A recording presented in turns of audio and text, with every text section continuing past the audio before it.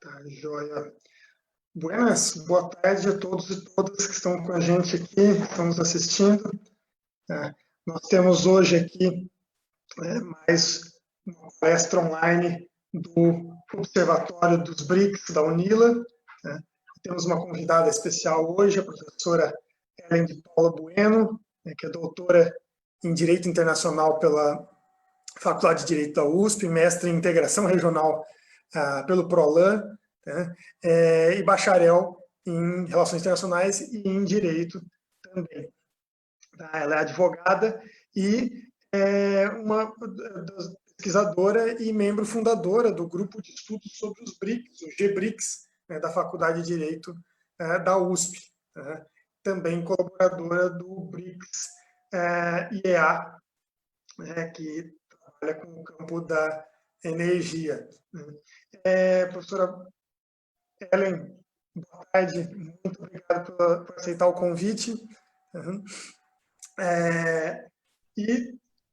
Como debatedor, nós temos aqui o professor Fábio Borges, que é o coordenador do Observatório dos BRICS da UNILA, que também tem colaborado com a gente em vários outros projetos de pesquisa do NEGI, o Núcleo de Estudos Estratégicos, Geopolítica e Integração. Ele tem, no caso, pós-doutorado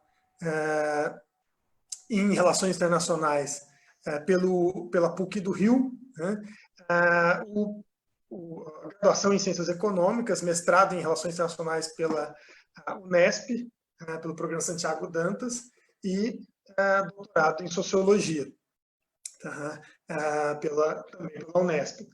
Professor Fábio, uma boa tarde. Buenas, a professora Ellen.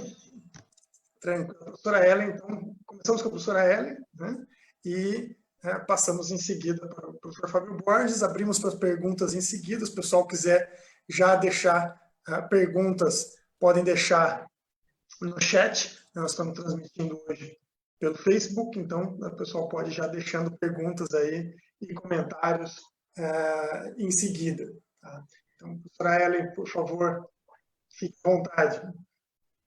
Bom, boa tarde a todos e a todas. Primeiramente, eu gostaria de agradecer, em nome do GBRICS USP, do Grupo de Estudos sobre os BRICS da Universidade de São Paulo, o convite de participar do importante evento hoje do Observatório dos BRICS, da Universidade Federal da Integração Latino-Americana. Gostaria muito de agradecer ao convite do professor Fábio e também a moderação do professor Lucas Oliveira. Muito obrigado. O GBRICS USP aprecia muito o tipo de cooperação existente entre o GBRICS e o Observatório dos BRICS da UNILA. Então, muito obrigada pelo convite.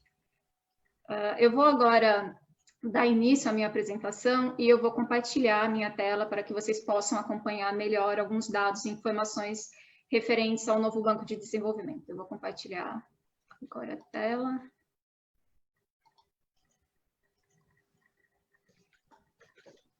Pronto.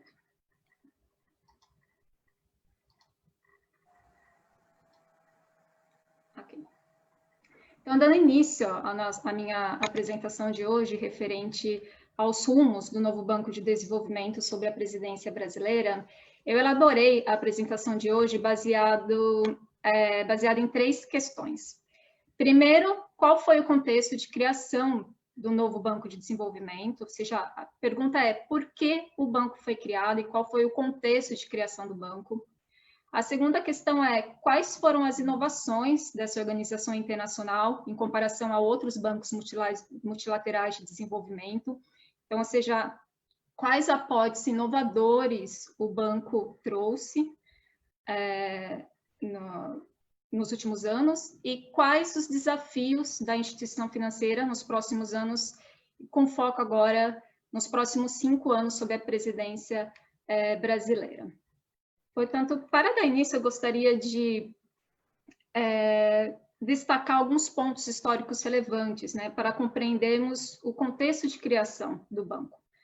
É importante destacar que, como vocês já sabem, em 2008 nós tivemos a crise econômica financeira e que nesse período, justamente no período de crise, por exemplo, no âmbito do G20, líderes de países desenvolvidos, eles deixaram claro que não se engajariam tão cedo em uma nova rodada do aumento de capital dos bancos multilaterais. Então, esse fato, né, associado à reivindicação por parte dos países em desenvolvimento, sobretudo dos países emergentes, dos países BRICS, de maior voz e participação no sistema de governança das organizações internacionais, em particular do FMI, do Banco Mundial, acabou impulsionando o primeiro encontro dos líderes dos países BRICS, que foi realizado, como vocês podem ver aí na tela, no ano de 2009, realização da primeira cúpula dos BRICS, em Ekaterimburgo, na Rússia.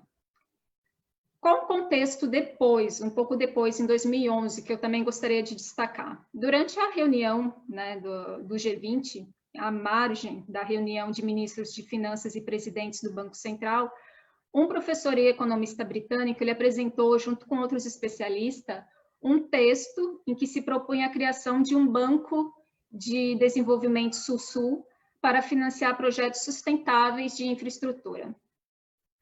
Finalmente, em 2012, durante a quarta cúpula dos BRICS, em Delhi, na Índia, no contexto do início de preparação da cúpula dos BRICS em Delhi, o governo indiano, né, ele propôs que, então, os líderes solicitassem aos seus ministros de finanças que examinassem a possibilidade, a viabilidade de criação de um banco de desenvolvimento para cobrir o gap de recursos para projetos de infraestrutura e desenvolvimento sustentável nos BRICS e em outros países em desenvolvimento. Então, diante dessa proposta, houve já de imediato uma convergência, né, dos BRICS.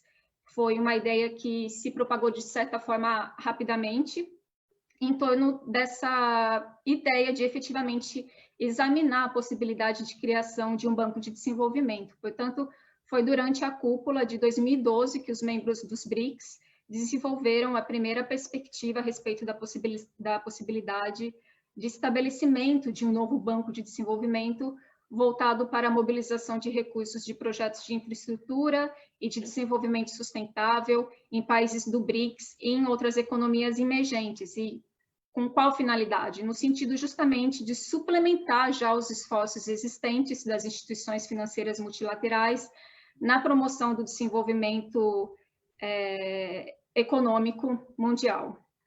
Agora, qual era a realidade, né, dos países em desenvolvimento em matéria de infraestrutura e desenvolvimento naquele período e que ainda é uma realidade hoje? Então, nós estamos falando de uma realidade de quase 1 bilhão de pessoas sem acesso à água potável, 1,5 bilhão de pessoas sem acesso à eletricidade e uma realidade de 2,5 bilhões de pessoas sem acesso a saneamento básico.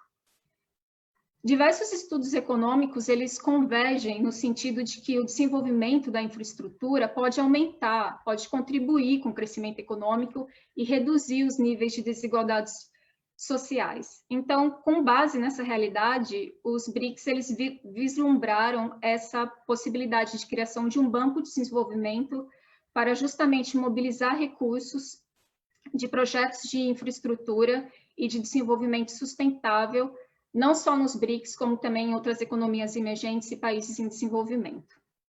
Portanto, em 2014, finalmente, durante a cúpula de Fortaleza, foi assinado o acordo constitutivo do novo Banco de Desenvolvimento, o New Development Bank em inglês. Nos termos da Declaração de Fortaleza, com sede em Xangai, o banco, portanto, teria um capital inicial autorizado no valor de 100 bilhões de dólares. No ano de 2015, durante a cúpula de Ufa na Rússia, os BRICS, portanto, saudaram a entrada em vigor do acordo do novo Banco de Desenvolvimento.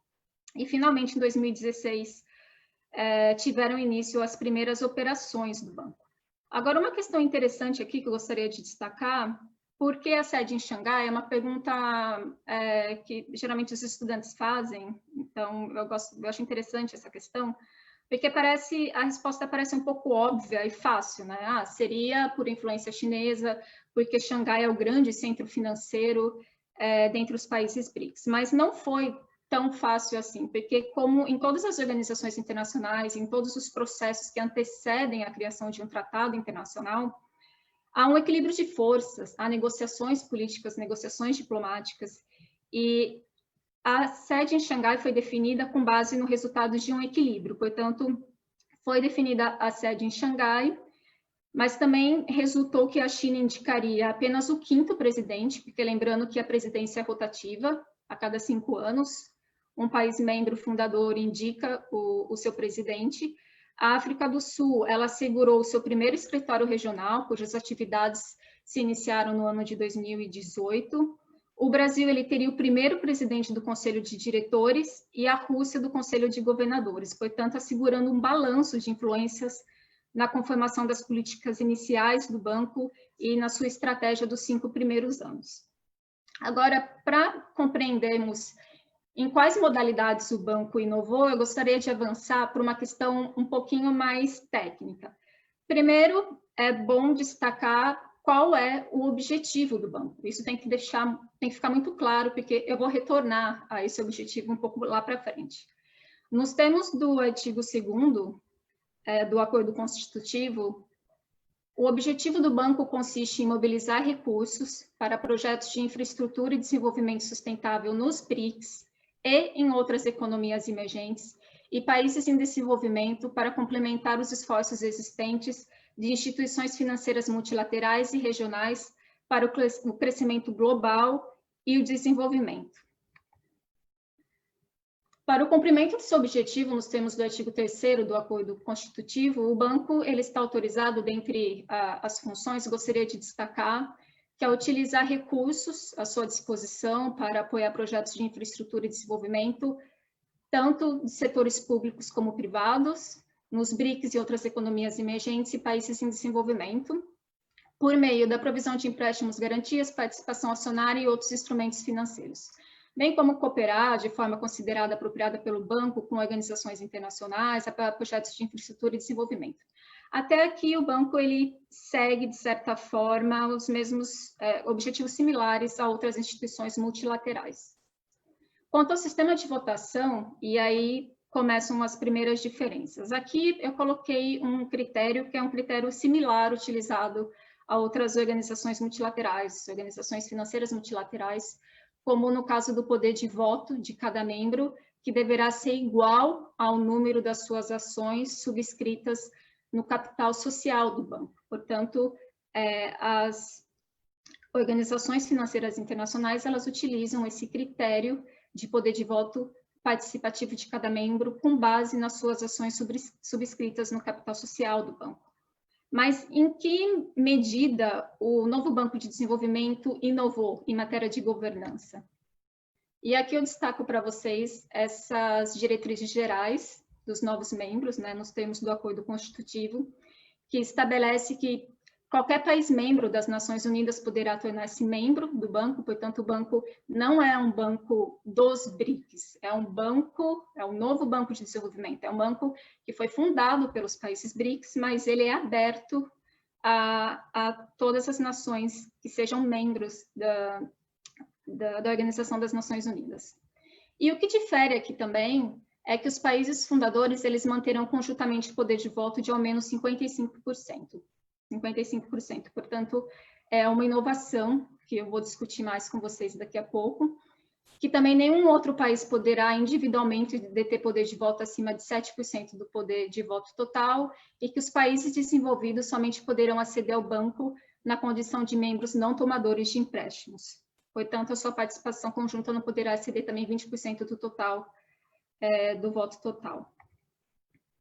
Então, aqui, mais uma vez, eu destaco para vocês a importância, a inovação do banco de garantir o direito de voto paritário entre os seus membros fundadores, que inovou muito se comparado à estrutura, ao sistema de governança de outras organizações. Para vocês terem uma ideia, eu vou citar o FMI, que muito embora o FMI não seja um banco de desenvolvimento, é um fundo monetário, mas ele possui uma estrutura muito particular que eu gosto de comparar. Para vocês terem uma ideia, para se associar ao FMI, é atribuído a cada estado uma cota, cujo valor é proporcional à sua participação relativa na economia mundial.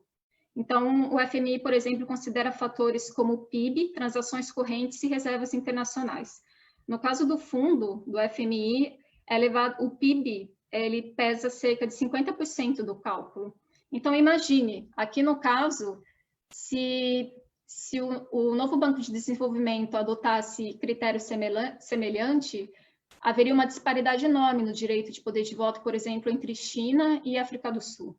Então, a grande novidade trazida pelo banco diz respeito ao sistema de governança e à paridade entre seus membros fundadores. Mesmo no Banco Asiático de Infraestrutura e Desenvolvimento, que também é um banco novo, é um banco moderno, cujas operações também deram início em 2016, para vocês terem uma ideia, a Rússia, ela possui 67 mil números de votos, a Índia 85 mil e a China 300 mil. Então, assim, há uma... com relação à governança, ao direito de voto, há uma diferença muito grande. O Brasil acabou de ratificar o tratado referente ao Banco Asiático de Infraestrutura e Desenvolvimento, a África do Sul ainda não faz parte, mas essa diferença é muito nítida nessas organizações, o que não ocorre no novo Banco de Desenvolvimento. Deixa eu continuar. Outra novidade também que eu gostaria de destacar para vocês é com relação à preocupação ambiental e ao objetivo também plasmado com relação à sustentabilidade. Então, de acordo com as suas políticas ambientais e sociais, o novo Banco de Desenvolvimento ele integra os princípios de sustentabilidade ambiental e social de modo a assegurar que o seu financiamento, que todos os seus projetos tenham um impacto negativo mínimo sobre o ambiente e as pessoas, o meio ambiente e as pessoas. E o banco ele procura promover medidas de mitigação e adaptação para enfrentar a mudança climática. Ele promove, por exemplo, a conservação de recursos naturais, incluindo energia, água, gestão sustentável e uso da terra e desenvolvimento urbano. Portanto, o banco ele já nasce com essa preocupação ambiental e com esse compromisso ambiental. Aí eu coloquei aqui para vocês uma tabela apenas com os primeiros projetos para vocês terem uma ideia de quais projetos são financiados e quais os impactos ambientais positivos desses projetos. Por exemplo, no Brasil, o primeiro projeto aprovado foi para o BNDES no campo de energia renovável, com impacto positivo muito elevado em matéria ambiental. Aqui vocês podem ver também que a prioridade é economia e energia, infraestrutura, irrigação, a área de transporte também, em alguns projetos acaba sendo contemplada. Saneamento, infraestrutura urbana, transporte, já falaria rapidamente a respeito do transporte no caso específico do Brasil. Aqui eu destaco também um projeto específico, que é o Complexo de Energia Eólica da Casa dos Ventos, nos estados de Piauí e Pernambuco, que possibilitou aí a construção de 14 parques eólicos, né, num total de 156 turbinas, uma capacidade de instalação considerada bem elevada, suficiente para atender uma demanda também de mais de 300 mil residências, e na fase de construção, esse projeto, além da criação de empregos, também contribui para a redução redução de emissão de CO2, contribuindo para que o Brasil, assim, cumpra as metas assumidas pelo Acordo de Paris. Dois outros projetos também muito recentes que eu gostaria de destacar dizem respeito ao Programa de Infraestrutura Educacional de Teresina. Então, no mês passado, o Conselho de Administração do banco aprovou um empréstimo de 50 milhões de dólares para esse Programa de Infraestrutura Educacional de Teresina, e o projeto inclui a construção de 8 novas escolas de ensino fundamental de tempo integral em bairros vulneráveis do município, reforma de centros municipais de educação infantil e a requalificação urbana das áreas próximas de escolas e creches para melhorar a acessibilidade, segurança e o transporte público. E nesta segunda-feira, né, portanto, muito recentemente, o banco aprovou o financiamento para o auxílio emergencial. Então, é uma operação inédita, o novo Banco de Desenvolvimento ele aprovou o financiamento no valor de $1 bilhão para o programa Auxílio Emergencial do governo brasileiro, e os recursos deverão ser usados no combate à Covid-19 e seus impactos socioeconômicos no país. O financiamento ele visa beneficiar cerca de 5 milhões de pessoas, sobretudo famílias de baixa renda, trabalhadores informais e desempregados. Portanto, voltando antes eu vou, então, só deixar claro, por enquanto, quais os projetos que foram aprovados até o momento, quanto à sua totalidade. Até o momento, o banco aprovou 57 projetos, dos quais o Brasil sendo beneficiário de 9, bem como a Rússia, a África do Sul e a Índia e a China, cada um de 15 projetos aprovados.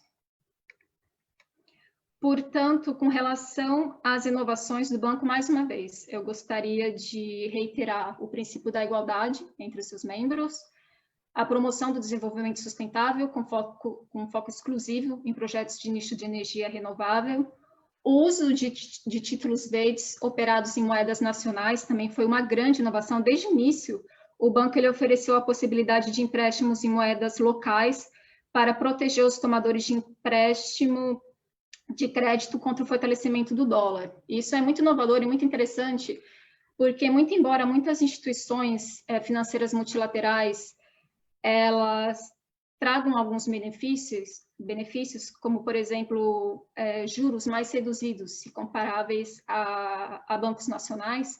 Por outro lado, também há o risco no que diz respeito à oscilação do dólar, já que esses empréstimos ficam vinculados à oscilação do dólar no mercado. Portanto, esses títulos que são oferecidos em moedas nacionais, esses empréstimos, desculpe, oferecidos em moedas nacionais locais também inovam e contribuem bastante para o fortalecimento do desenvolvimento nesses países, tomadores de empréstimo.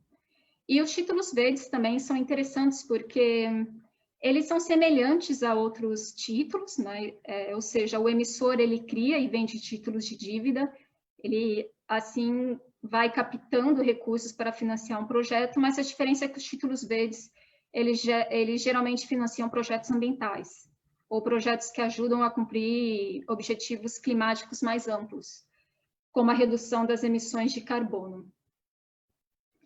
E, por fim, também eu gostaria de destacar que a estratégia geral do banco, né, 2017-2021, que destaca a agilidade, a flexibilidade, a eficiência na gestão dos seus recursos, com mecanismos simplificados de revisão de projetos e supervisão de seu desenvolvimento sem maiores necessidades de burocracia. Portanto, desde o início, o projeto inicial do banco era se desvincular de uma tradição de outras organizações multilaterais conhecidas justamente pela complexidade e burocracia. Então, desde o início, o banco deixou claro que queria algo mais enxuto e mais eficiente. Agora, toda inovação, ela apresenta desafios e limites. Portanto, eu gostaria de destacar aqui alguns desafios e limites. O primeiro é com relação à expansão de novos membros. Havia uma forte expectativa de que o banco ele poderia crescer, tanto quanto ao número de participantes, como também com relação à sua atuação mais forte internacionalmente, o que não se concretizou por determinadas razões, e o que, de certa forma, também fragiliza o próprio objetivo do banco, porque, como eu demonstrei para vocês, o objetivo do banco consiste em mobilizar recursos para projetos de infraestrutura e desenvolvimento sustentável nos BRICS e em outras economias emergentes e países em desenvolvimento. Esse é o objetivo do banco, portanto, é um banco aberto não só para os países BRICS, mas também para outras economias emergentes e países em desenvolvimento. Alguns especialistas dizem que, de certa forma, é interessante o banco aguardar um pouco para trazer novos membros, no sentido de que seria importante mesmo nos primeiros anos o banco primeiro se estruturar, fortalecer o seu sistema de governança, fortalecer as suas parcerias internas e internacionais, para depois, de uma estrutura mais consolidada, sim, abrir as portas para demais países interessados. porque, de fato, o país interessado não falta. A última vez que eu estive, eu tive a oportunidade de visitar a sede do banco em 2017, eu participei de um evento no banco, e naquele período, em 2017, um dos funcionários responsáveis pela apresentação do seminário, ele disse que naquele período cerca de 40 estados demonstraram interesse em integrar, em participar do novo Banco de Desenvolvimento. Eu acredito que essa lista tem, inclusive, aumentado nos últimos anos, portanto, interesse há nessa expansão. Agora, outra característica também que enfrenta desafio diz respeito à própria política ambiental do banco, né? Porque o banco ele utiliza parâmetros de conformidade que seguem as normas socioambientais desenhadas pelos próprios tomadores, respeitando as políticas de não intervenção dos países membros. Agora, qual é o desafio? Esses padrões socioambientais de alguns projetos financiados pelo NDB também foram contestados por ambientalistas. Portanto, a questão da sustentabilidade também tem sido questionada, sobretudo por ambientalistas, e apesar do banco ter aprovado vários empréstimos para mitigação e adaptação às mudanças climáticas no Brasil e para energias renováveis na Índia, por exemplo, ele também deu um selo sustentável a alguns projetos que são questionáveis, como, por exemplo, a pavimentação da rodovia transamazônica no Brasil, que, como todos nós sabemos, é uma estrada altamente polêmica, há muitos anos, há décadas, e que vem sendo acusada por muitos ambientalistas de exacerbar o desmatamento na maior floresta tropical do mundo. E, por fim, eu gostaria de também trazer à baila a questão da eficiência versus institucionalidade, rule of law. Porque o banco, muito embora ele tenha esse objetivo de ser eficiente, é importante destacar que a burocracia, muito embora ela seja um empecilho em muitas situações, ela também é necessária em outras, né? Porque é justamente ela que garante a legitimidade e o devido processo legal de determinadas instituições internacionais. Porque uma organização internacional, como uma instituição pública internacional, ela também deve resguardar o devido processo legal, deve resguardar alguns parâmetros de justiça, como todas as outras organizações. Portanto, nós temos que ficar atentos a esses modelos que se dizem enxutos, mas não necessariamente cumprem determinadas regras e procedimentos. Por exemplo, o banco não tem ainda um tribunal administrativo, né, para solucionar problemas administrativos e, sobretudo, com relação aos seus funcionários. Deixa eu tirar aqui agora do compartilhamento. Stop share. Pronto, deixa eu voltar aqui. O banco, como eu disse, ele não tem um tribunal administrativo, né? Grande parte das organizações internacionais, elas possuem um tribunal administrativo, e quando não possuem, elas firmam um acordo com o tribunal administrativo da OIT. Então, por exemplo, a Organização Mundial da Propriedade Intelectual, bem como a Organização Mundial do Comércio, reconhecem, mediante um acordo estabelecido, a jurisdição do Tribunal Administrativo da OIT. Portanto, é muito importante que o banco também siga esses parâmetros que eu reputo, né, como profissional também do direito, da área jurídica, parâmetros extremamente importantes para evitar processos que não seguem parâmetros que são parâmetros internacionais. Uma coisa é você utilizar a arbitragem para solucionar conflitos relacionados ao contrato ou aos tomadores de empréstimo. Outra coisa é você usar a arbitragem para solucionar conflitos relacionados aos seus funcionários. Então, é muito importante que o tribunal siga também esses parâmetros, como, por exemplo, o tribunal administrativo. Agora, com relação à presidência brasileira, né, com relação ao presidente que recentemente tomou posse, o Marcos Troirro, eu gostaria apenas de falar um pouquinho sobre a carreira dele, depois acho que a gente pode abrir para perguntas e questionamentos também a respeito. A primeira pergunta, né, que é uma pergunta que vários jornalistas fazem, geralmente, eles perguntam quais os benefícios que a presidência brasileira trará ao Brasil. O que eu reputo equivocado essa questão, porque o Marcos Troirro, assim como o presidente anterior e assim como os próximos presidentes do banco, eles não são eleitos para representar interesses nacionais, né? Ele não está lá para representar o Brasil, o interesse brasileiro.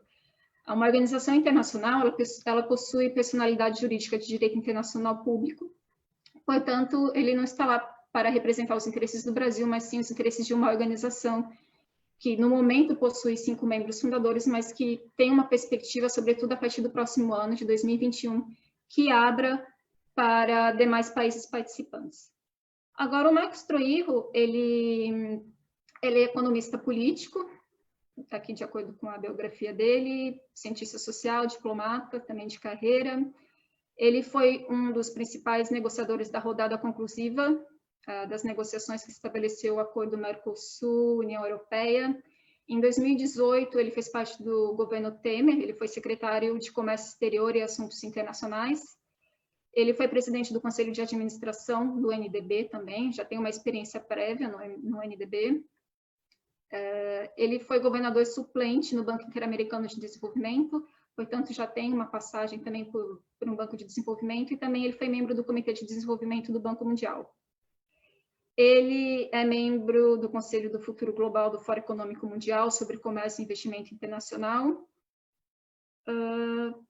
Ele também escreve extensivamente sobre assuntos externos, comércio exterior, potências emergentes, globalização, e foi diretor de um laboratório na Columbia University sobre BRICS, que tem uma vertente mais jornalística e que não inclui a África do Sul, portanto, Brasil, Rússia, Índia e China. Agora, ele acabou de tomar posse, né? Então é muito difícil fazer uma análise de como seria a direção dele, né, frente à instituição, mas eu acho que daqui a 5 anos talvez fique um pouco mais fácil para a gente pensar a respeito, mas de qualquer forma, como eu disse, eu gostaria de reiterar o papel dele lá, representar a instituição, e esperemos que ele faça um excelente trabalho, porque as barreiras, e sobretudo diante de uma crise, né, na qual vivenciamos atualmente, são enormes, os desafios são grandes, e o que nós esperamos do banco, acho que todos esperam, o comprometimento com normas de direito internacional e respeito também aos seus próprios princípios, que estão plasmados tanto no acordo constitutivo do banco, como também no seu arcabouço de estratégia 2017-2021, e que logo, logo também passará sob a presidência brasileira com uma reformulação para a próxima estratégia do banco. Acho que já foi o meu tempo, mas fico aguardando, então, as perguntas.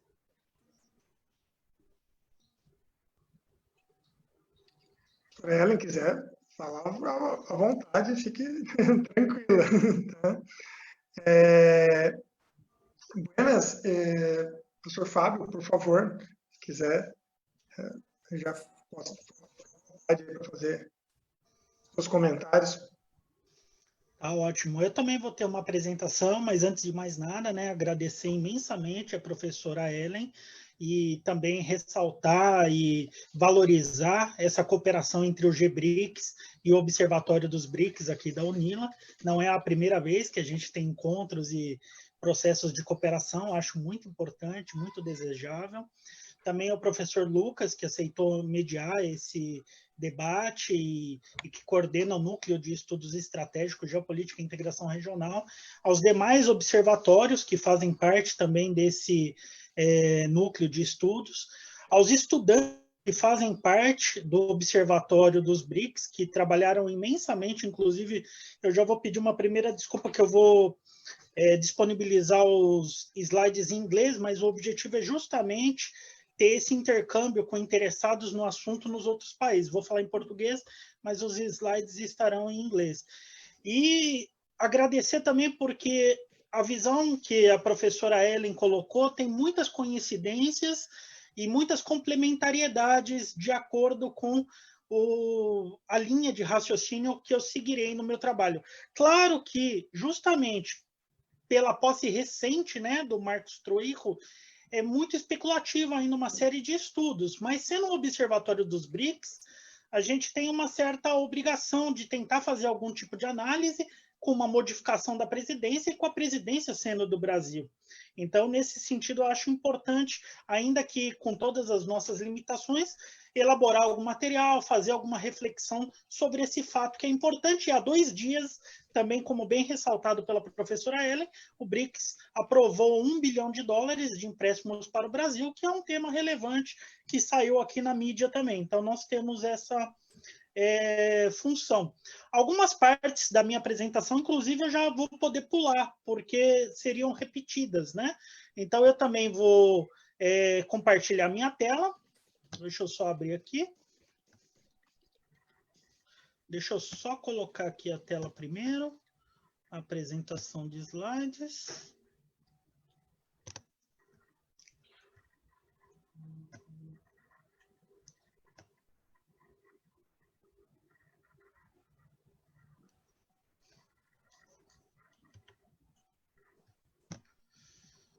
Um segundinho, share screen.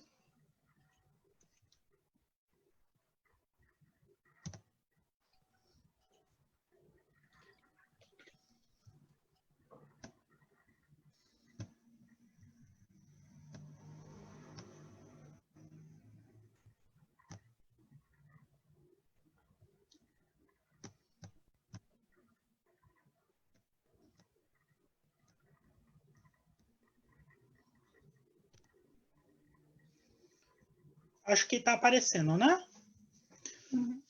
Bom, então a linha de raciocínio que nós teremos agora é justamente tentar fazer um exercício de análise de conjuntura mesmo, né?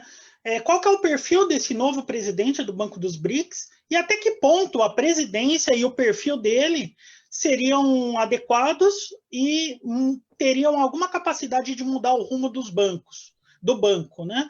Então, essa é uma primeira reflexão. Aí, talvez essa parte a professora Ellen já explorou muito bem, que é a essência do Banco de Desenvolvimento dos BRICS. Então, ver quais são as transformações que o banco vem passando e que coincidências ou divergências poderia ter entre a presidência brasileira, com a sua vertente política desse momento, e com o perfil do Marcos Trujillo, e as transformações desse banco. E depois eu farei considerações finais. Bom, já foi apresentado pela professora Ellen, né, um pouco o perfil do Marcos Trujillo. Então, ele assumiu dia 7 de julho. O interessante é colocar, porque diante do governo Bolsonaro que nós temos agora, sempre a gente está preocupado com o perfil das pessoas que ocupem cargos, se tem critérios técnicos, se tem uma coerência. E nesse caso já se percebe que existe uma coerência em colocá-lo à frente desse banco, porque ele tem uma trajetória acadêmica, tem uma trajetória profissional que o qualificaria para estar à frente desse banco. Agora, é claro, ele tem uma visão muito específica que tem aí uma coincidência com o Paulo Guedes e uma vertente mais liberal do governo brasileiro. Agora, nós teremos que ver se o Banco dos BRICS também tem tido reformas nesse sentido mais liberal. Então, nós faremos alguns exercícios especulativos, comparando a obra, o pensamento do Marcos Trujillo com as funções que ele exercerá no banco. É importante ressaltar aqui que, como a professora Ellen bem colocou, ele teve um papel destacado no polêmico acordo Mercosul-União Europeia, no qual não se tem clareza ainda de todos os grupos que sairão beneficiados e os grupos que poderão ser prejudicados por esse acordo. Ele não foi um acordo público, não teve uma análise tão profunda dele, mas, a princípio, ele teve um papel de destaque com essa visão mais pró-mercado e muito favorável a acordos de liberalização comercial. Depois nós poderemos voltar a essas questões. Eu analisei aqui, basicamente, ainda é muito pouco, né? Mas só para a gente ter uma ideia. 2 obras dele, a tese de doutorado dele na USP, Poder e Prosperidade, o cenário mundial e a nova tecnologia. Um outro livro mais recente dele, Desglobalização, Crônica de um Mundo em Mudança, uma entrevista que ele deu no Roda Viva em 2016, e uma fala que ele teve num evento que ocorreu ano passado aqui no Brasil, que é sobre o NDB e o Brasil, né, onde ele teve aí uma participação. Bem rapidamente, é um exercício um pouco especulativo, mas que pode trazer algumas conclusões interessantes aqui para o futuro do banco.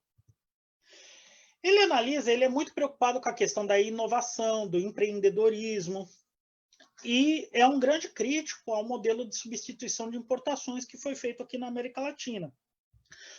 Apesar disso, ele tem dois teóricos que ele gosta muito, que é o Schumpeter e o Prebisch.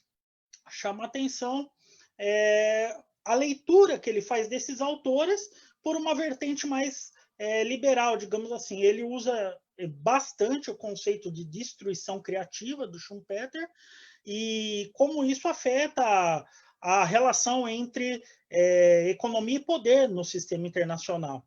Então, ele coloca claramente que tem regiões que geram mais destruição criativa e regiões que geram menos destruição criativa.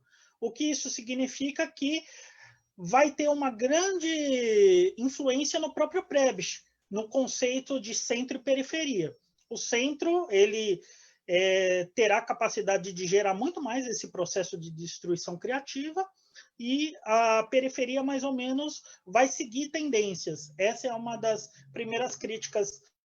Faz aí uma crítica, não, ele incorpora alguns desses elementos das teorias do Schumpeter e do Prebisch para analisar a realidade latino-americana.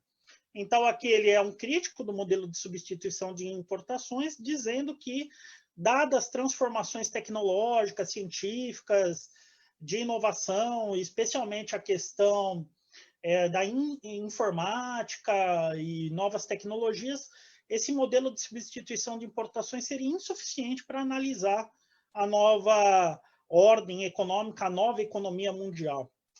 Mas, basicamente, o conceito é que tem países que buscam o endividamento e se desenvolvem a partir de uma tomada de tendências e outros que criam tendências tecnológicas. Acho que isso é bastante importante e talvez aí já fazendo um diálogo com o banco, que inclusive no seu novo relatório, um dos temas centrais é a inovação. Então ele é um personagem que sempre se preocupou muito com essa questão da inovação e o Banco dos BRICS também tem se preocupado muito com essa questão da inovação.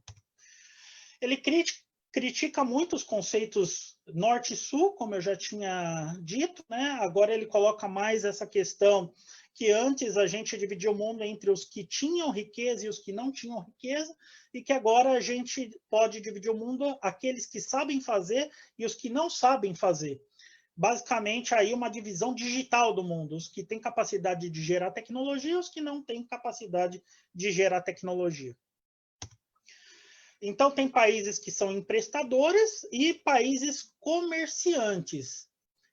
Nesse caso, ele tem muitos artigos no Financial Times tentando comparar a trajetória da China, da Índia, com a do Brasil, com a da África, que foi esse período onde ele trabalhava no laboratório dos BRICS, lá em Colômbia. Então, acho que eles faziam, e ele produzia alguns artigos tentando demonstrar que a China, sim, tomou um caminho de ser uma nação comercialista, digamos assim, e que nós ainda estamos muito reféns desse modelo de substituição de importações, dependente do endividamento externo.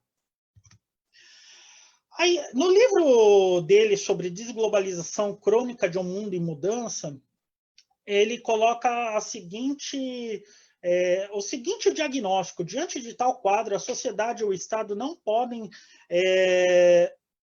digamos assim, perder tempo com atividades de menor relevância. Liberdade é também saber o que privilegiar dentre as tentações da microgestão de problemas que podem e devem ser resolvidos na própria esfera individual, ou concentrar-se nos grandes temas em que o Estado pode desempenhar papel indutor. Isso é bem interessante, porque apesar dessa visão talvez mais liberal, ao mesmo tempo traz aí a ideia de um Estado indutor. Então, trabalhar num banco de desenvolvimento econômico talvez traga uma reflexão e uma importância a essa perspectiva específica, que depois a gente pode trazer algumas reflexões se isso também não traz algumas contradições. Aqui, bem rapidamente, ele faz algumas propostas de inovação, de tecnologia, então ele faz propostas até para a educação, que ele coloca 3 palavras-chave, né, que tem que ser pertinente, porque o conhecimento é válido, mas tem uma hierarquia entre esses tipos de conhecimento. Ele tem que estar atualizado, porque realmente as tecnologias são cada vez mais dinâmicas e outras tecnologias se tornam obsoletas, e tem que ser aplicáveis. Por que eu trouxe esse debate da educação? Porque ele tem uma visão um pouco utilitarista da educação, e ele faz uma crítica grande, talvez à academia, que a academia ela tem se pautado, especialmente a academia brasileira, numa tradição talvez um pouco obsoleta, de não ter muita relação com as empresas, com as instituições. Então, seria importante essa aproximação entre o que se faz na universidade, com o que se aplica nas empresas e também com esse diálogo com as instituições internacionais. Eu não estou completamente de acordo com isso, mas depois a gente vai ver se isso pode trazer benefícios ou algumas limitações para o Banco de Desenvolvimento dos BRICS. Ele faz uma teoria do Estado, eu fiz questão aqui de reproduzir nesse livro, digamos assim, a tipologia que ele cria de Estado, porque isso pode trazer alguns prejuízos para um entendimento maior de como funciona a economia política internacional.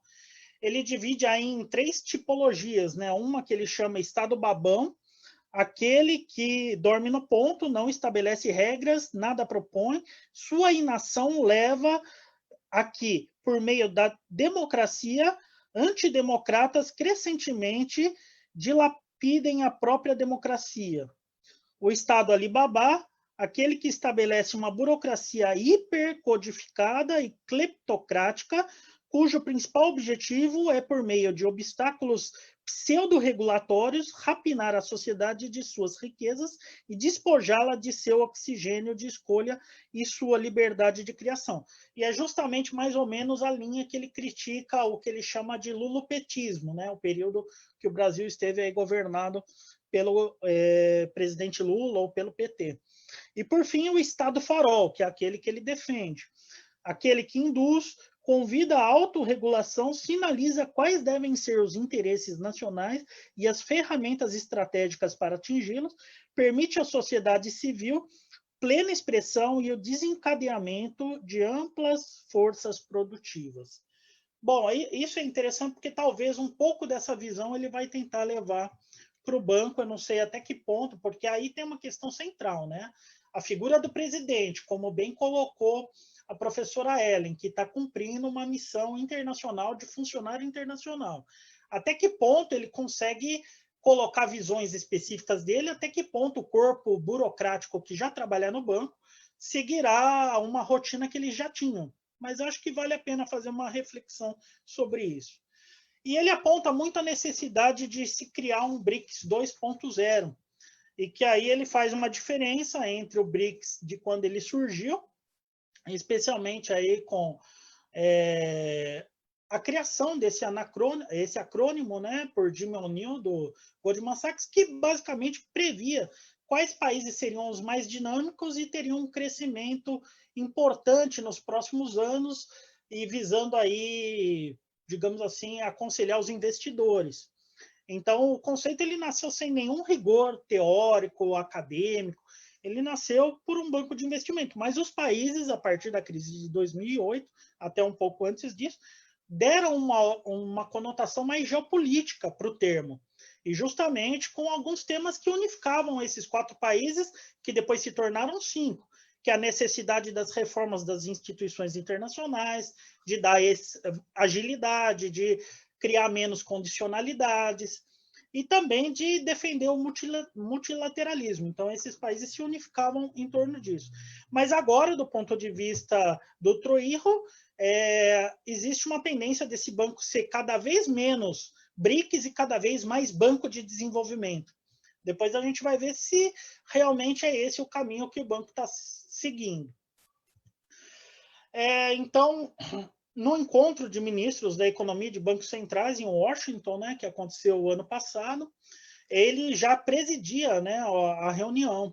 Então, como bem colocou a Ellen, ele já tinha uma experiência anterior dentro dos BRICS, dentro do Banco Interamericano de Desenvolvimento, e os temas importantes eram esses, né? Até que ponto agora há uma tendência a tentar captar recursos privados para o banco. e não apenas recursos governamentais, o que pode mudar um pouco a natureza do funcionamento do banco, porque ao início ele estava muito vinculado aos interesses estatais dos 5 países que participam do grupo. Mas para que esse banco realmente consiga captar recursos, ele tem que agir com os princípios de um banco de desenvolvimento. Então, aqui ele coloca também outros elementos para tornar o banco enxuto, como também foi bem colocado, eficiente, com menos condicionalidades e que esteja apto a captar mais recursos para ele ganhar maior envergadura e maior alcance. Houve no Brasil, em 13 de novembro de 2019, um seminário, onde ele também teve uma participação, o Novo Banco de Desenvolvimento Brasil, Parceria Estratégica para o Desenvolvimento Sustentável. E o Itamaraty ele tem uma parceria com o governo federal justamente pensando em programas de parceria para atração de investimento.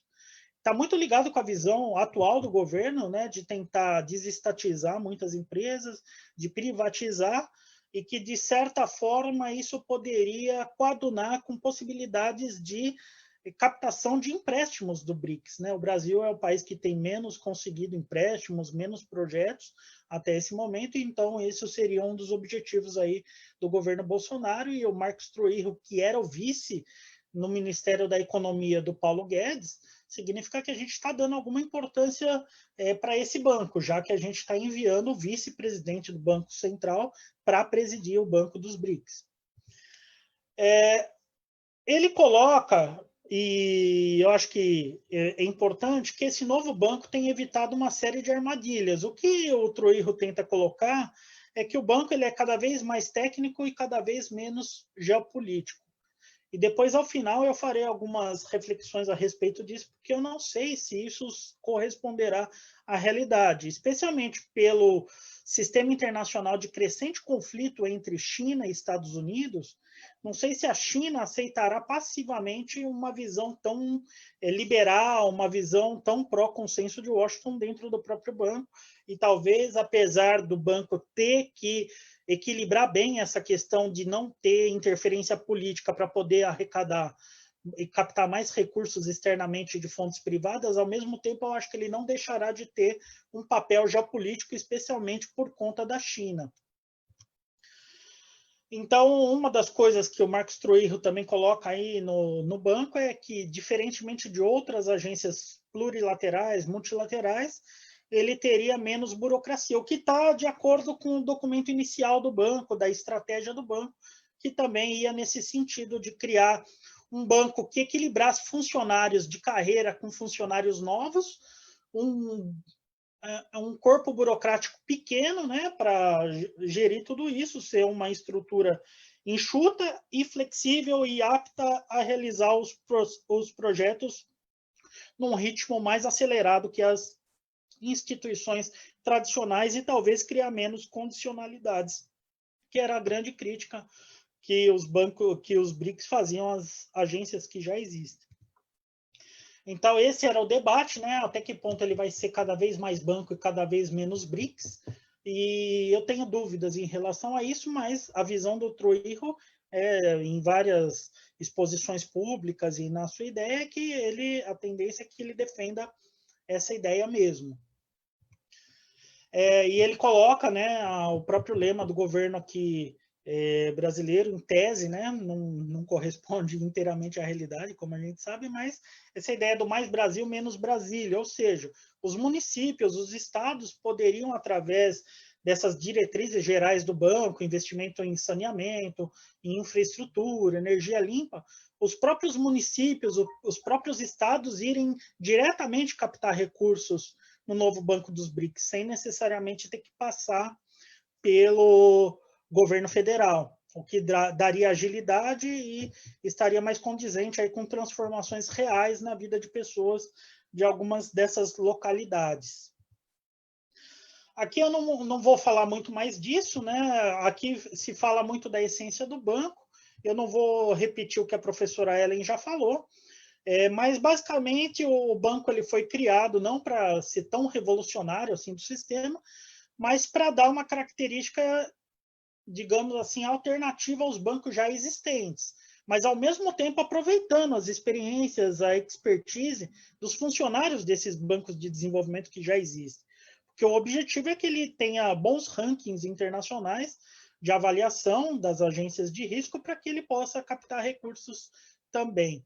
E, basicamente, a ideia do desenvolvimento sustentável. E que no ambiente de pandemia, como é o que a gente está vivendo, de uma crise humanitária tremenda, a gente vai ver que esses objetivos e talvez as linhas gerais de atuação do banco são muito condizentes com as necessidades.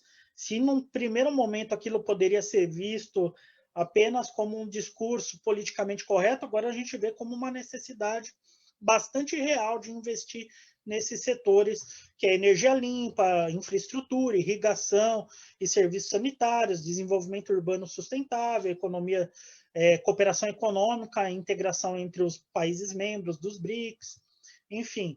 E aí aquelas questões que a professora Ellen já colocou, né, que o que o Banco dos BRICS, na sua estratégia geral, ele buscava? Ele buscava justamente ser inovador em alguns dos seus projetos, né? Projetos adaptados às necessidades de cada país, mas mantendo a soberania desses países sem tanta condicionalidade, como costuma colocar o FMI, o Banco Mundial, o BID. Então, seria um processo de cooperação com menos condicionalidades, né? Mas, ao mesmo tempo, essa ideia do banco realmente ele tem 5 anos de existência e ele tem sido muito bem avaliado pelas agências de risco. Então, isso se deve à solidez aí dos projetos e realmente aí eu acho que ele foi eficaz no sentido de demonstrar que há uma autonomia na gestão do banco que não fica tão vulnerável a interesses políticos imediatos, em interferências políticas, ainda que os elementos geopolíticos continuam por detrás do banco, a meu juízo. Então, o ex-presidente, né, do banco, ele, num relatório bem recente, né, ele coloca aqui, inclusive, reforçando, é um documento bem recente, que coincide com a saída e com a transição da presidência, né, o relatório anual de 2009, o título é Investindo para a Inovação. Então, muito condizente aí com toda a trajetória acadêmica e com as preocupações do Marcos Trujillo. E o banco tem criado essa reputação durante esses 5 anos de seriedade, de realmente se tornar uma instituição que pode atrair investidores privados. E é isso que o ex-presidente do banco ressaltava. E basicamente, né, fazendo um balanço aí do banco, ele emprestou até hoje, isso tudo a professora Ellen falou, então também não vou reproduzir muito, mas ele emprestou 15 bilhões ao longo desses 5 anos, em 22 projetos específicos, né, e agora tem aprovado outros projetos, tem tentado captar mais recursos na esfera privada, então é importante. Agora, é claro, a gente tem que comparar se esses 15 bilhões eles realmente são relevantes frente a outros bancos de desenvolvimento, frente a intervenções governamentais. Por exemplo, há 2 dias atrás, nós ficamos sabendo que a União Europeia vai destinar 270 bilhões de dólares para a reconstrução da Europa. Ou seja, ainda é um banco bastante, digamos assim, humilde, perto de outras instituições que já existem, mas não teria como ser diferente, porque é um banco que tem 5 anos apenas. Eu peguei algumas partes dos relatórios, do relatório de 2019, basicamente só reforçando o que a professora Ellen colocou, né? Os 22 projetos que foram aprovados nas áreas prioritárias do banco, energia limpa, transporte, irrigação, em investimentos sanitários, em desenvolvimento urbano, eficiência ambiental e social, na infraestrutura. Também não vou ficar muito nisso. Mas aí chama a atenção, né, que a gente faz um comparativo entre os países que mais receberam investimentos ou tiveram projetos aprovados, o Brasil está na lanterninha aí dos países que mais receberam investimentos. Talvez com essa presença mais direta do Brasil na presidência e com essa vinculação que o governo tem feito em torno das privatizações e das linhas gerais da atual política econômica do Brasil, se abra mais espaço aí para o Brasil aprovar mais projetos. Também aquilo que eu já tinha reforçado, tem sido muito bem avaliado em várias agências de risco, né, com AA ou AAA, inclusive.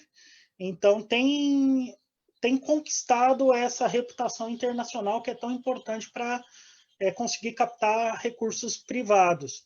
E aí, nesse momento, aí, temos basicamente aí 161 funcionários, né? Tem uma, digamos assim, tem uma demanda por mais funcionários no banco, tem uma divisão aí percentual, que 61% são homens e 39% são mulheres, então estão levando em consideração essa questão de gênero, ainda está desequilibrado, mas é uma variável que o banco está levando em consideração, então é importante aí entender, é uma equipe enxuta para um banco que é jovem, então que talvez exista essa coerência entre as transformações do banco e algumas dessas preocupações do Marcos Trujillo.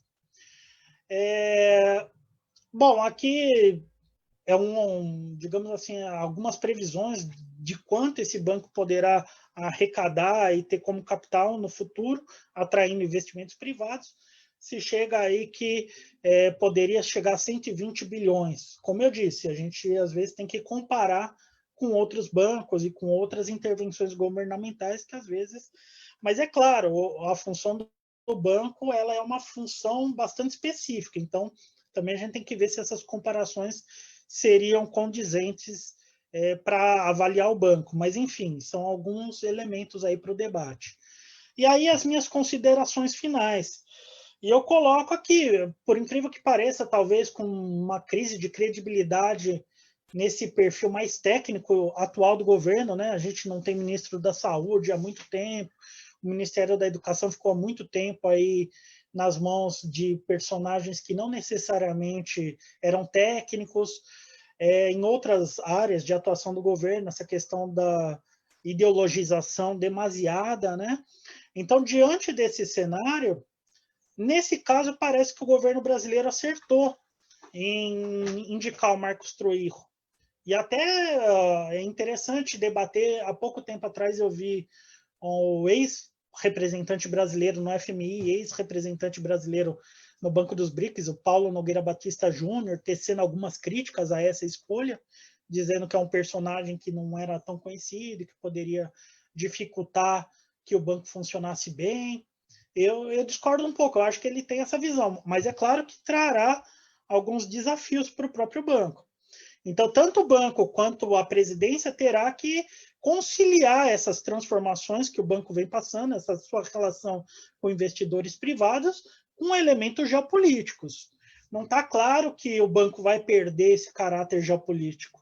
Essa questão do BRICS 2.0, eu não sei se há um consenso entre os outros países que isso deva ser assim, especificamente por conta dos interesses chineses, que no sistema internacional o banco ele estará, digamos assim, ainda subjugado à lógica de funcionamento dos próprios BRICS, de uma perspectiva mais ampla, e do próprio sistema internacional.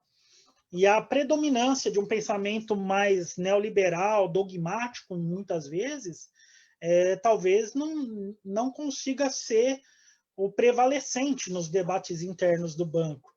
Mas ainda são algumas especulações em torno disso. Mas eu gostaria de ressaltar que eu acho que o banco e as pessoas que estão coordenando a política econômica do governo brasileiro e de outros governos muito voltados para o neoliberalismo, eles precisam se abrir mais às críticas de teóricos mais heterodoxos também, porque senão se torna uma visão um pouco superficial e muito limitada do funcionamento da economia internacional. Então, eu acho que a crítica tem que ser de mão dupla. Há uma crítica à universidade, que ela precisa se modernizar e se adaptar e talvez se aproximar das empresas. Eu concordo com essa crítica, mas isso também não pode dar um caráter puramente utilitarista, essa ideia da universidade apenas como um instrumento das empresas para conseguirem mais recursos, mas também há uma necessidade de aproximação, universidade, instituições internacionais, empresas, mas de uma forma um pouco menos ideologizada. Eu tenho muitas concordâncias com alguns apontamentos do Marcos Troilo no seu pensamento econômico, mas também tenho profundas divergências. Só que o que acontece normalmente nesse âmbito de tomada de decisões econômicas é que, apesar das críticas que se tecem à universidade, esses economistas que estão a cabo dessas políticas também se isolam demasiadamente da sociedade, não estabelecem, não travam um debate talvez mais crítico, uma perspectiva um pouco mais plural. Mas, enfim, seriam essas as minhas colocações. Ainda é um exercício incipiente que a gente está fazendo dentro do Observatório dos BRICS, e eu agradeço aí pela atenção e estou aberto aí a questionamentos, agradecendo imensamente novamente a professora Ellen, que aceitou participar aí do debate conosco.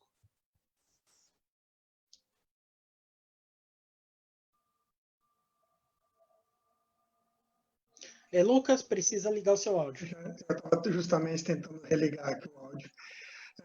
Bom, muito obrigado, professor Fábio, muito obrigado, professora Ellen. Nós temos aqui algumas perguntas já, tá, que o público andou fazendo ali pelo Facebook, e eu queria aproveitar até para já fazer uma pergunta para os dois, né? A primeira pergunta, e eu já faço um bloco, pode ser? Já faço um bloquinho aí de perguntas já na sequência. Eu queria saber, na verdade, né, mais detalhes da opinião de vocês sobre quanto esse banco pode impactar, né, em termos geopolíticos, o sistema econômico, né, desses países e o sistema econômico dos países dos BRICS, né, pensando mais no médio, né, não só no curto prazo, mas no médio e longo prazo, né, e em que medida isso afeta todo o sistema de bancos de fomento que existe no mundo, né, considerando justamente essa comparação que vocês fizeram entre os bancos de fomento tradicionais, digamos assim, ou fundos monetários tradicionais, e esse banco de fomento novo, né, com esse design diferente, com esse, né, modelo distinto de organização e de projetos, né, de desenvolvimento de projetos. E também, né, nesse sentido, pensando também um pouco nessa adoção de linhas de financiamento agora emergenciais para o enfrentamento da pandemia. Né? O quanto isso pode afetar, né, também a liderança das potências tradicionais, digamos assim, frente a uma rede, digamos, um bloco, em alguma medida, transcontinental de potências emergentes, né? Embora o Brasil esteja numa situação que não dá para chamar muito de país emergente nesse exato momento, né? Aí as perguntas que nós temos já aqui incluem aqui a Rafaela Mello, que pergunta à professora Ellen se as instituições financeiras como o Banco Mundial, o FMI, possuem condicionalidades que muitas vezes são criticadas pelos países do BRICS, e por economias emergentes, ela gostaria de saber como fica essa questão das condicionalidades no novo Banco dos BRICS. O José Ricardo Santos Luz Júnior também nos pergunta aqui qual a opinião, né, de vocês sobre os escritórios do Banco dos BRICS no Brasil, né, em São Paulo e Brasília, né? E a Vitória Arruda pergunta também à professora Ellen se já há, e acho que é para os dois também, acho que essas perguntas, se há uma regulação sobre as taxas de juros, né? Qual a vantagem em relação aos bancos comerciais tradicionais, e acho que a gente poderia pensar a vantagem em outros fundos de fomento e bancos de fomento tradicionais, não só em juros, mas acho que esse pacote, né? Acho que esse é o espírito dessa primeira pergunta também, né? A questão das condicionalidades, né? Quais são as contrapartidas e as exigências que o banco faz, e quais as vantagens em termos de taxas de juros e tempo de pagamento, etc. Né? Então, por favor, né? Fiquem à vontade.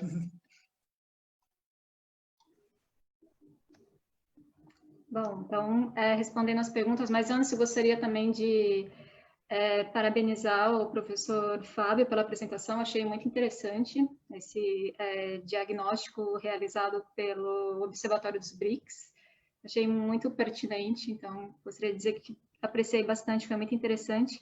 Com relação à pergunta do professor Lucas, sobre os impactos geopolíticos no sistema econômico, em que medida afeta os bancos de fomento ou outros fundos monetários, tais como o FMI. Essa pergunta geopolítica é uma pergunta muito interessante, é um dos principais debates realizados, sobretudo por aqueles da área de relações internacionais. Então, quando nós pensamos em BRICS, inevitavelmente nós pensamos em geopolítica. Agora, como eu tenho dupla formação em Direito e em Relações Internacionais, aí nesse aspecto eu acabo ficando um pouco mais para a área do direito.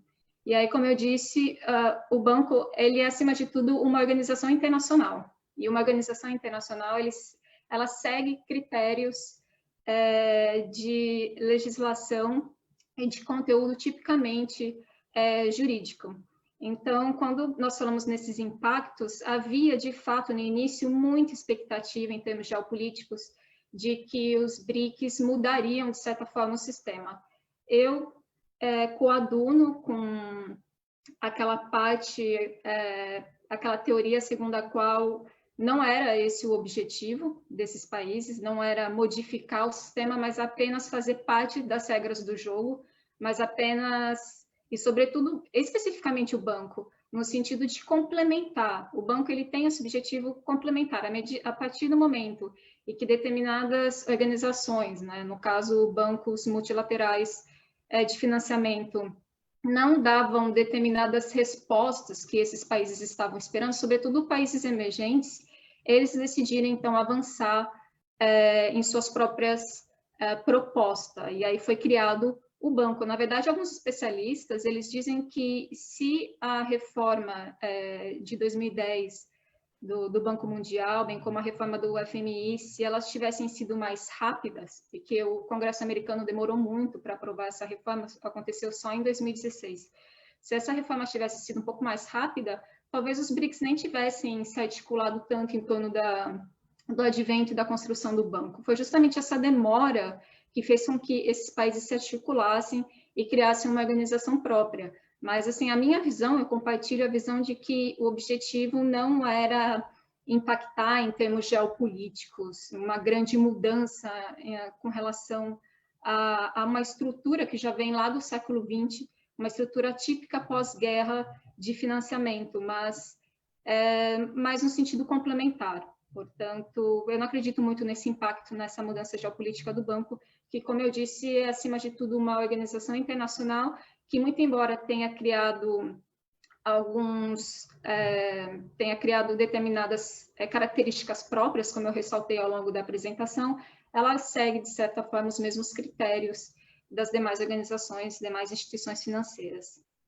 Quanto à pergunta das linhas de financiamento para enfrentar especificamente a pandemia, eu não tenho acompanhado dos demais bancos, né? Eu não sei como está a situação de outros bancos multilaterais, se eles estão aprovando financiamentos específicos para o combate à pandemia, eu não tenho acompanhado, portanto, eu não gostaria de falar especificamente a respeito, mas pelo que eu estou vendo, o que mais apoiou especificamente em 4 países, porque acho que até o momento a Rússia não foi contemplada, então tem sido mesmo o Novo Banco de Desenvolvimento que tem apoiado mais especificamente linhas de financiamento de combate à pandemia, o que coloca mais uma vez o banco à frente, né, de uma forma inovadora, o que é muito bom.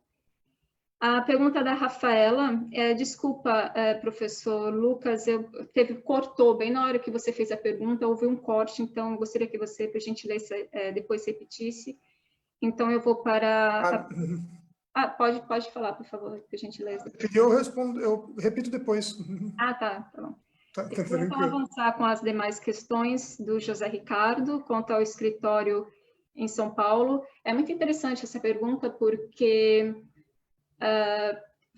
uma grande vitória para o Brasil ter essa representação, né, cuja sede será na cidade de São Paulo, muito importante justamente para que, de certa forma, o banco esteja mais adaptado à realidade do Brasil, né? Porque uma coisa é você ter um banco, por exemplo, regional, um banco de desenvolvimento nas Américas, e uma coisa é você ter um banco com 5 membros, mas cada um praticamente em um continente diferente, com uma distância enorme, que muitas vezes fica um pouco complicado você compreender as realidades. Então, esse escritório regional ele vai acabar se adaptando a isso, sobretudo depois com o advento de novos membros, talvez vários ou alguns membros latino-americanos. Então, esse banco ele será um banco regional das Américas, esperemos, e não apenas um banco regional do Brasil.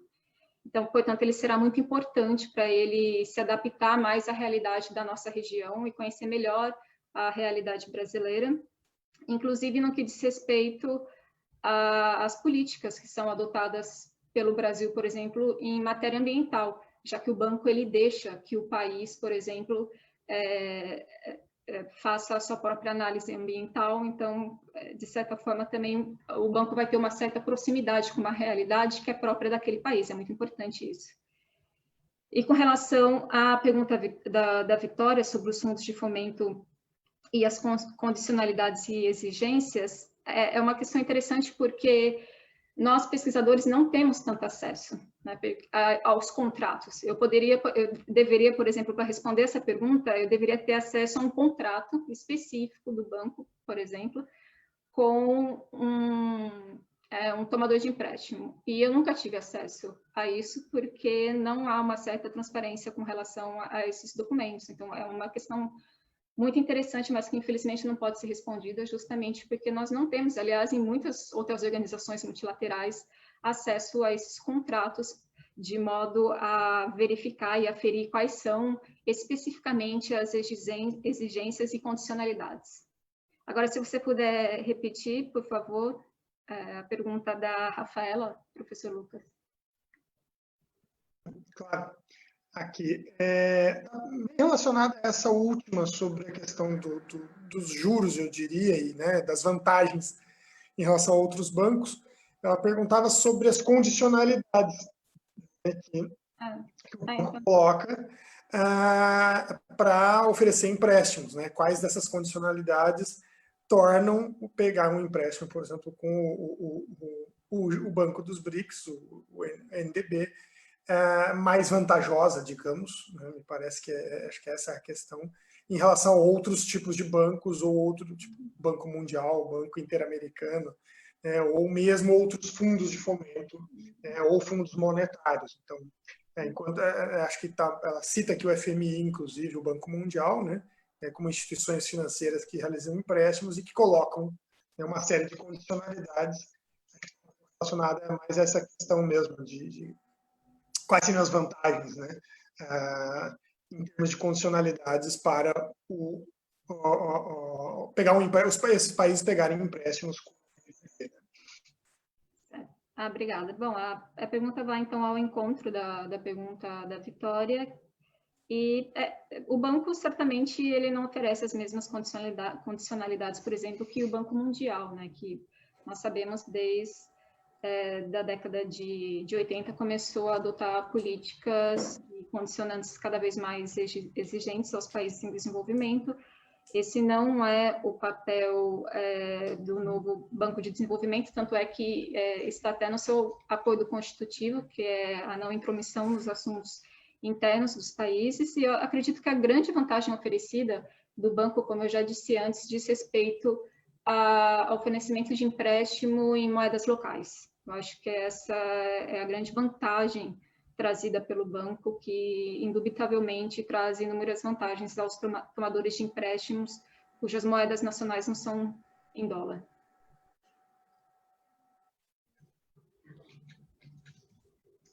Joia. Professor Fábio, por favor. Então, novamente agradecer, eu acho que está sendo um evento muito interessante, muito complementar, né, às perspectivas. Agradecer os questionamentos. Vou tentar focar em dois, né? que impacto tem o novo Banco de Desenvolvimento dos BRICS comparativamente a outros bancos e no sistema internacional. Existem mais de 400 bancos de desenvolvimento pelo mundo. Ele é um desses 400 bancos. Mas ele tem uma simbologia importante. É o primeiro feito apenas com países emergentes. É um banco multilateral. Poucos bancos internacionais têm essa capilaridade de ser um banco multilateral. Tem o seu significado geopolítico importante, mas que não é um caráter revolucionário do sistema. Mas aí a gente pode entender um pouco o papel da China no sistema internacional. A China não está apostando tudo no Banco dos BRICS, ela está jogando em várias frentes. E o Banco dos BRICS é uma dessas frentes. Então, de maneira sutil, talvez a China vá ocupando vários espaços importantes. A sede ser em Xangai, acho que foi uma vitória diplomática para eles também, porque eles têm um acesso mais direto ao banco, com uma facilidade de funcionários estarem ali interagindo com outros bancos de desenvolvimento na Ásia também.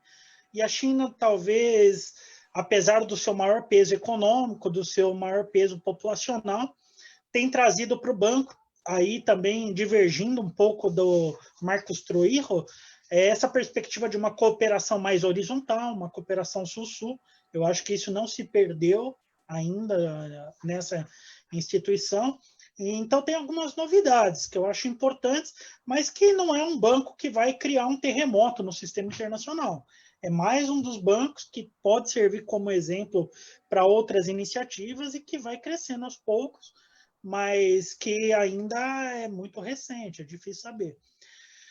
Mas para a China numa gama de estratégias, é mais uma das estratégias, inclusive utilizando muito a moeda chinesa, né, nos empréstimos. Então, com o tempo aí, emitindo bônus de dívida, é uma novidade. E tornando menos dependente do dólar todas essas relações econômicas internacionais.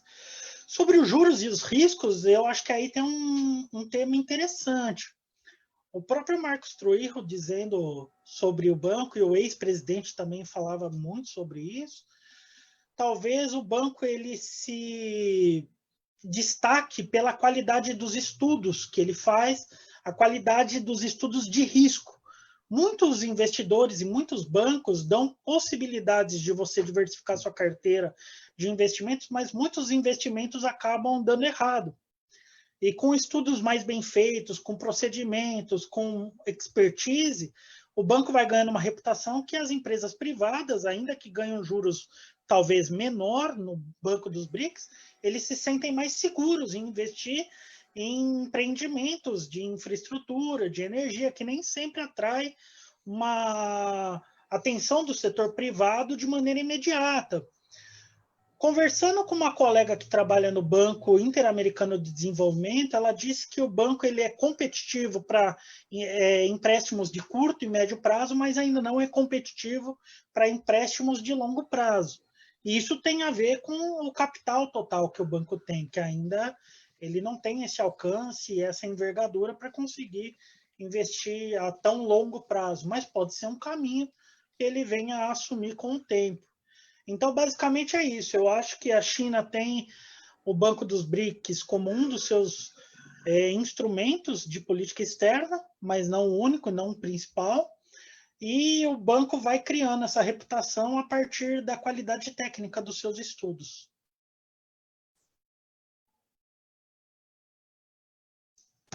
Tá, joia. Aproveitar para complementar, uma das tabelas que a professora Ellen mostrou ali tinha uma lista de projetos com os financiamentos e os tipos de financiamento, alguns dados que o Fábio mostrou também iam nessa direção. Quantos desses são na área de energia, só por curiosidade? Tem uma porcentagem? A gente tem não sei, algum estudo que mostra isso, ou dá para fazer uma estimativa? Um terço, metade, um pouco menos, um pouco mais, eles envolvem a área de energia? Bem, é possível você averiguar por setor. Se você ingressar na página do banco, nisso é muito transparente com relação aos projetos. Eles também dão algumas informações básicas. Como eu disse, eles não fornecem informações específicas com relação às condicionantes do contrato, mas se você quiser pesquisar, por exemplo, por país, você entra na página do banco, tem a opção projetos, e aí depois tem por país e por setores. Então, se você quiser buscar só na parte de energia, você clicando na página, você consegue buscar, colocar, se você quiser colocar Brasil Energia, você vai encontrar se tiver um ou dois especificamente. Quanto a isso, o banco apresenta os 53 projetos que foram aprovados até o momento, você pode ter essas informações.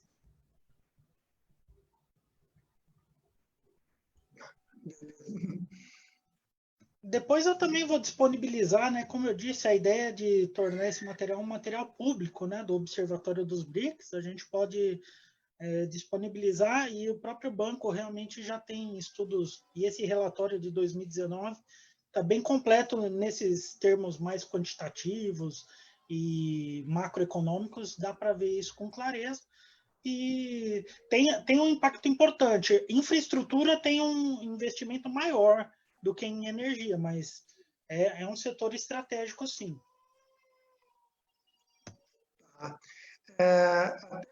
Uma das perguntas, que não é bem uma pergunta, é um pedido, né, do caso, inclusive, era de uma das pessoas perguntou se os professores vão disponibilizar os slides, se vocês puderem, né, a gente pode criar um post ali no site do Observatório e colocar os slides, né. Eu não sei se vocês querem acrescentar, nós não temos mais, a princípio, não temos mais novas perguntas, né. Deixa eu ver se eu passei alguma coisa. Acho que sim, está tudo aqui. Bom, não sei se vocês querem fazer mais algum comentário, alguma sugestão, alguma crítica, né? Acrescentar alguma questão para a gente, né, encaminhar para o encerramento, fazer considerações finais. Por favor, fiquem à vontade. Eu gostaria de aproveitar a oportunidade para dizer mais uma vez que eu achei muito interessante a apresentação do professor Fábio. Inclusive, eu até gostaria de trazer à baila uma discussão que ele colocou quando ele questionou se o banco seria cada vez mais banco e cada vez menos BRICS. Eu achei uma questão muito interessante, pertinente, mas aí, mais uma vez, acho que o sistema de governança dos BRICS, é por isso que eu gosto muito de estudar o sistema de governança das organizações internacionais, que, a propósito, é muito pouco estudado. Esse sistema acaba nos fornecendo muitas respostas. Então, como eu coloquei no slide, os BRICS eles possuem conjuntamente 55% do poder de voto. Então, ainda que o banco abra para novos membros, os 5 membros fundadores eles terão garantido essa porcentagem com relação ao poder de voto que constitui a maioria. Então, de certa forma, acho que difícil só pela sua Constituição dele deixar de ser BRICS, já que os membros fundadores eles sempre terão um poder de voz ainda maior. Inclusive, alguns especialistas, de certa forma, criticam, né, também essa posição do banco, mas, enfim, foi a escolha dos seus membros fundadores.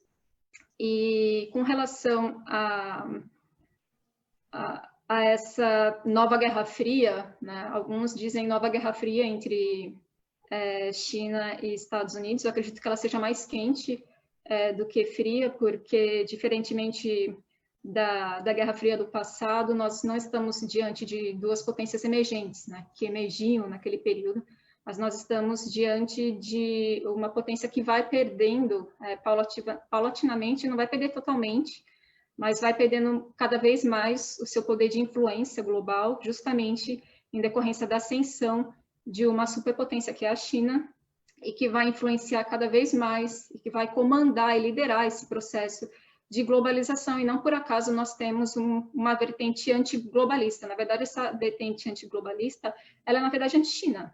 Ela é geopolítica, ela é anti-China, porque cada vez mais a China vem assumindo a liderança em diversas organizações internacionais, inclusive organizações internacionais que, em determinado momento, foram utilizadas, né, por outras potências do período, mas que agora também são manobradas por potências que vão ressurgindo, como é o caso da China. Ressurgindo porque já foi uma grande potência no passado e ressurge agora.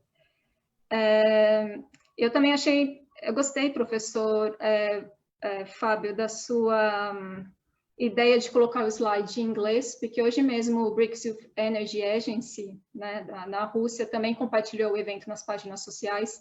Então, acho que nós teremos acho que por questão do fuso horário, desculpe, isso acho que é algum aviso do celular, mas por questão de fuso horário, acho que fica um pouco complicado para os colegas russos participarem do evento, mas ficará disponível, né, a gravação na página, então, portanto, eu acho que eles têm interesse em participar, e eu deveria ter pensado nisso na próxima vez, inclusive vou colocar também slides em inglês.